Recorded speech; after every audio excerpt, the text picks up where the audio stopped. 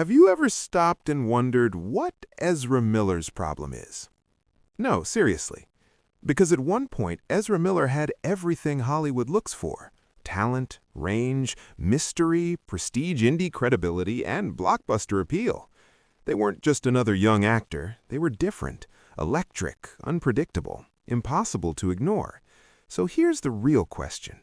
How does someone go from being Hollywood's most promising wild card to becoming its biggest liability? And was Ezra Miller ever really built for the system in the first place? We first noticed Ezra Miller in We Need to Talk About Kevin, a performance so unsettling it announced something rare. This wasn't fame-chasing energy. This was raw, uncomfortable intensity. Then came The Perks of Being a Wallflower, Fantastic Beasts, and finally the role that should have cemented everything: The Flash. On paper, it was perfect. A DC superhero, a solo film, a cinematic universe centerpiece. Ezra Miller was positioned to become a long-term franchise star. But Hollywood isn't built for volatility, and Ezra Miller has always been volatile. As their profile grew, so did the chaos around them. Public incidents, arrests, headlines that felt more surreal each time they appeared. Actor Ezra Miller was arrested early this morning on the Big Island. Studios don't fear controversy, they fear unpredictability. And Ezra became unpredictable in a way that no PR team could fully contain. Suddenly, the conversation wasn't about performance or potential anymore. It was about risk. Can we ensure this production? Can we promote this movie? Can we trust the lead actor to show up and stay out of trouble? For Hollywood, those questions are fatal. What makes Ezra Miller's story especially tragic isn't just the downfall, it's the contrast. Because when Ezra's on screen, the talent is undeniable. There's a nervous energy to their performances, a sense that something might snap at any moment.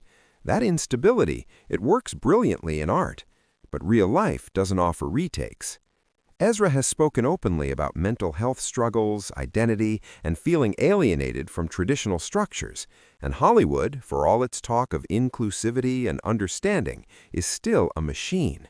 It rewards discipline, reliability, predictability. Ezra Miller doesn't fit neatly into any of that, and that's the uncomfortable truth.